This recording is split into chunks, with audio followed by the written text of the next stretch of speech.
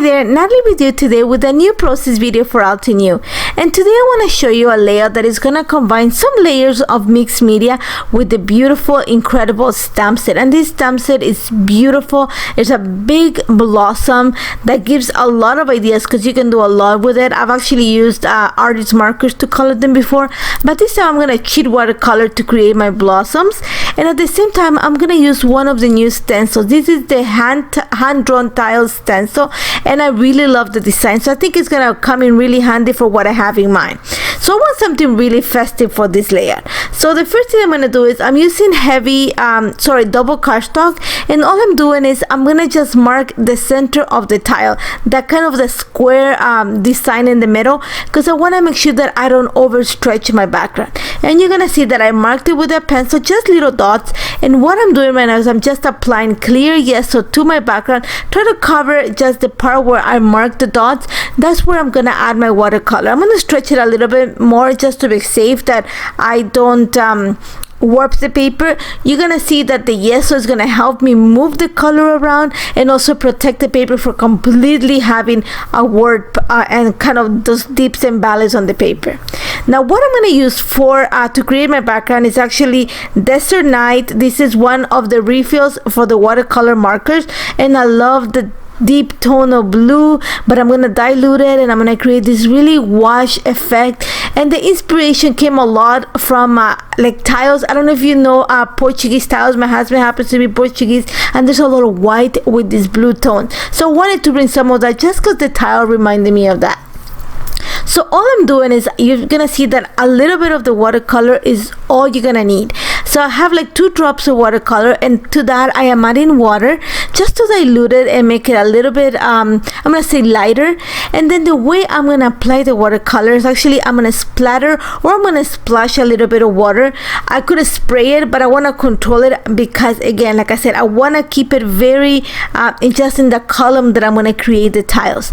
So you're gonna see that I add a few drops of water, and then I add the watercolor on top of it, and all I do is kind of join the watercolor to the drops so that they kind of bloom in the water and they just stretch on their own. And I'm gonna continue working like that. It is a slow process, but you're gonna see that I slowly add more water, and this is where having prepped the paper with gesso comes in really handy, because the water and the pigment, in this case the watercolor, stay afloat of the paper, so I'm able to move the paper and have the water and the watercolor mix organically and kind of feel the page. So right now I'm just adding some water, just kind of stretching my design, but then I'm going to start adding more water and then just kind of lifting the paper and let the color do its work. So if you want to try this, I suggest you add a little bit of gesso on the background just to protect your paper from all the warping. You are going to add some water to this, so it is going to actually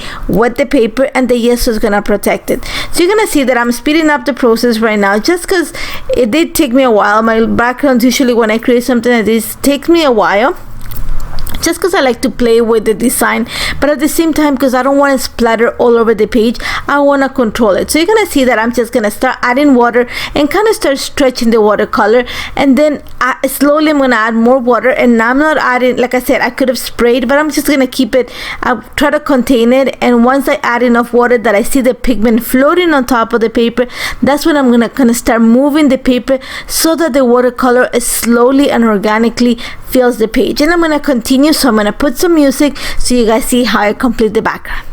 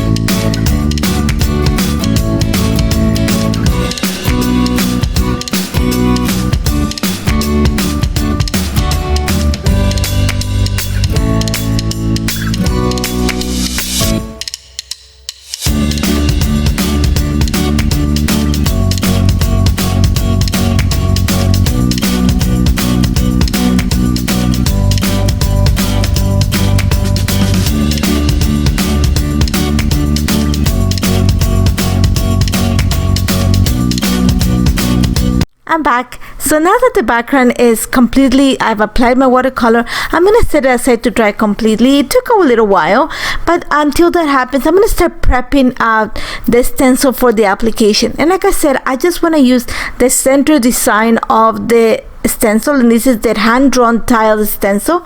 And all I'm doing right now is using some painter's tape. You can use also washi tape just to mask the center area. And what I'm going to use is the embossing paste from Altenew. I love the fact that it's white. It gives a beautiful texture. But I'm going to do something like, remember, I want to create a faded effect on the background. So all I'm doing is I'm just going to center my tile, and I'm going to come in with a palette knife and apply the embossing paste, in this case, or texture paste, right to the center of the tile. I want to make sure that the center is really noticeable. I want to have that little cross look that you have in the center, and you're gonna see that it's slowly, I'm not applying lots to the edges, especially to the left. And what I'm gonna do is I'm gonna come in with an stencil brush and kind of just diffuse the edges of the stencil. So what the stencil brush is doing is just kind of making a light application of where I'm going around with the brush, just kind of extending the texture paste, and that's just gonna create that fading effect that I'm looking for. So again, you're gonna see that I'm gonna speed it up. Another thing is I am not gonna place the tiles as in a straight formation like you see in the washrooms or in the bathroom, like they're like in a straight rectangular formation. I just want to have a faded look on the page. So you're gonna see that I know that I want the centers to be really concentrated, the color, but I want the edges kind of to fade onto the background, and that's what I'm using the stencil brush just to soften the effect of the edges. And once I'm happy with what it looks like, I have 3 big center squares, and they're just little applications of the corners of it, just so they show the effect on the background. Once I have that ready, I'm gonna set it aside to dry completely, and I'm gonna start working on the flowers. And what I'm using for the flowers actually is the 36 half pan watercolor palette, one of my favorite things from Altenew. And I'm using mixed media paper, and this paper holds watercolor pretty nicely and is really fine. So what colors I'm gonna focus on is I want to bring some of the pinks. I'm gonna use Cotton Candy, Coral Bliss, and I think it's Rubelite. So first of all, I'm mixing a little bit of a Cotton Candy, which is the light color pink, with some water. I just want a very kind of wash color onto my page, and I'm using a brayer just because I want to apply the color to the entire page. I'm not gonna use the entire page. I just want to make sure that it's all over the page. And what I'm doing with the brayer is I'm just rolling in this case it's just a roll on the watercolor and just kind of moving it on the page. Now what I'm doing right now is I'm mixing a little bit of the coral berry with the rubelite to get that kind of pinkish, a little bit of the purplish tone. And again, I'm diluting it, and I'm gonna come in again with the brayer, but I'm not gonna go all the way on the page, just in some areas, just to bring more of that pinkish tone that I'm looking for. And that's all it's gonna take. That's the way of cheating the watercolor. All I'm gonna do right now is just add some splatters, and I'm gonna set it aside to dry completely before I continue working with this. And while that is drying, I'm actually gonna start cutting some of the pieces. I'm gonna use, this is the Virginia Rose 3D die. I'm gonna use the leaves out of it, and I'm gonna cut it out of this is Seashore gradient cardstock, the lighter tone, and the green paper with the water brushes is actually from the Verdant Walk paper pack. I love that tone of a kind of teal that is gonna combine nicely with the blue and the pink tones that I have. So I took it off camera, cut quite a few of the leaves, and now all I'm gonna do is start creating my flowers. And for this, remember, I'm using the incredible stamp set, and I'm gonna actually use the Red Cosmos mini ink cubes, but I'm actually gonna stamp all the flowers with Grapevine, which is the darkest color in this set.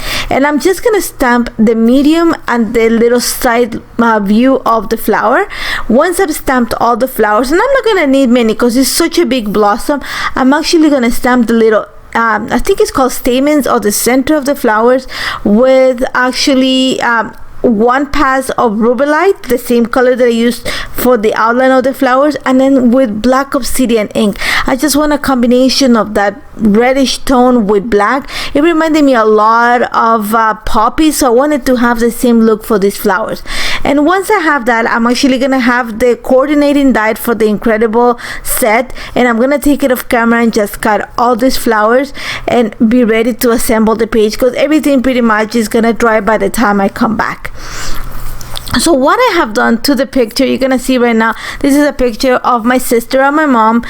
We've always been together. There's always been the three of us. My sister and I actually are Irish twins. We're only 11 months apart, and my mother pretty much brought us up as a single mother. So we were very close, and this picture is at her birthday last year. So all I'm doing is, that's gonna be the picture that I'm gonna use for this. Is around a 3 by 4 inches. I've sized it a little bit bigger than that, and all I want to do is create a cluster of flowers. And remember, these blossoms are really big, so I'm not gonna need that many of them. So my idea is I want to have 2 at the top and 3 at the bottom, and then add my title on the side.